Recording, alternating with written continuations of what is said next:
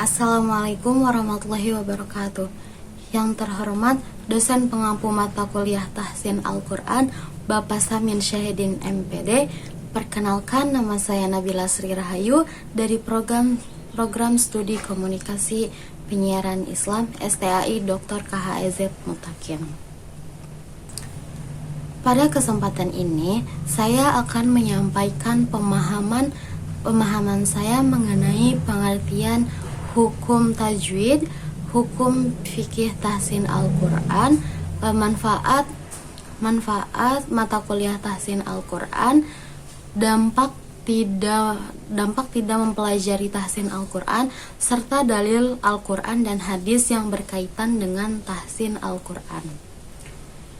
Yang pertama, apa itu hukum tajwid? Jadi, hukum tajwid itu bisa dibilang sebagai aturan membaca Al-Quran.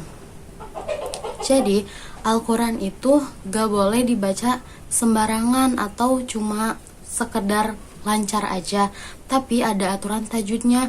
Aturan tajwidnya itu ada makhraj huruf, sifat huruf, apakah hurufnya tebal, tipis, jelas atau dengung, panjang dan pendeknya bacaan, serta kapan harus jelas, kapan harus disamarkannya bacaan.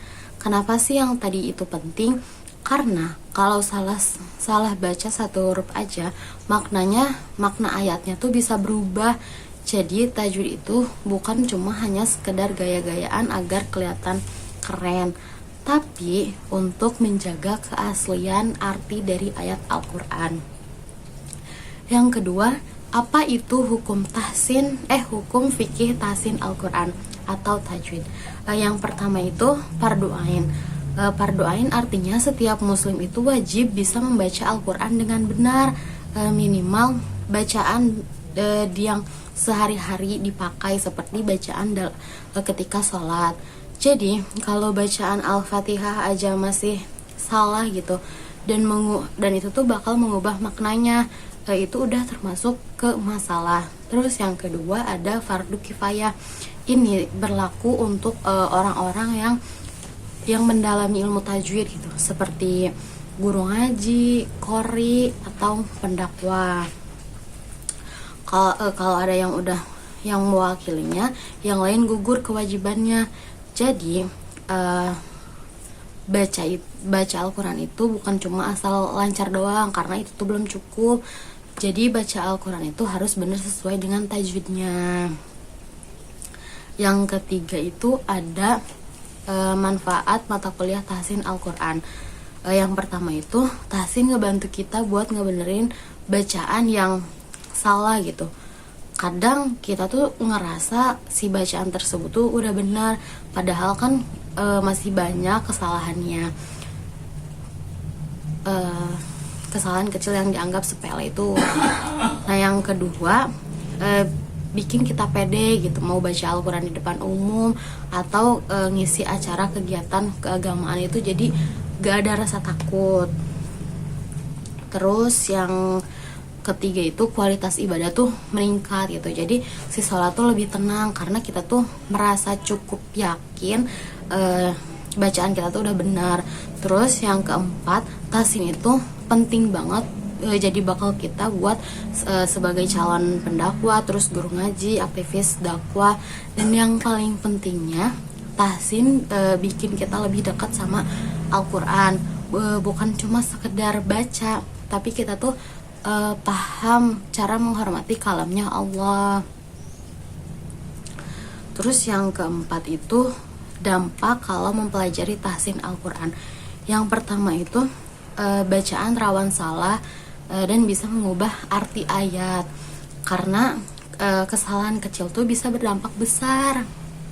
Terus yang kedua, sholat tuh jadi kayak kurang maksimal karena bacaan yang salah tuh bisa mengurangi kesempurnaan sholat kita. Terus yang ketiga itu bisa diturunin ke orang lain gitu, kayak ke teman, ke saudara, atau bahkan murid kita. Jadi kesalahan si baca Al-Quran tadi itu jadi berantai. Terus yang keempat juga, banyak orang jadi minder dan gak pede baca Al-Quran di depan banyak orang. Terus yang kelima, bacaan jadi kurang nikmat gitu, kurang tartil, dan jadi kehilangan keindahan Al-Quran itu sendiri. Padahal kan Al-Quran itu bukan cuma untuk dibaca, tapi juga untuk dinikmati dan dihayati. Nah, yang kelima itu ada dalil Al-Quran dan hadis tentang tahsin Al-Quran.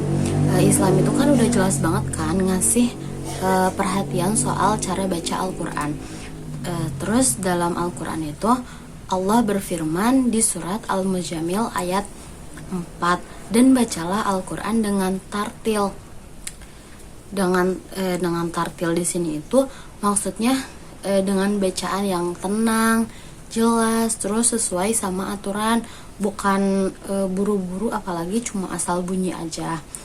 Terus Rasulullah juga bersabda, orang-orang yang mahir membaca Al-Quran akan bersama para malaikat yang mulia dan taat. Itu tuh dari hadis riwayat Bukhari dan Muslim. Hadis itu tuh menunjukkan kalau bacaan yang bagus itu punya derajat tinggi di sisi Allah gitu. Nah, mungkin cukup. Jadi bisa disimpulkan kalau tahsin dan tajwid itu bukan pilihan, tapi itu tuh kebutuhan. Bukan soal suara yang bagus juga, bagus atau jelek juga, tapi soal usaha membaca Al-Quran dengan cara yang benar.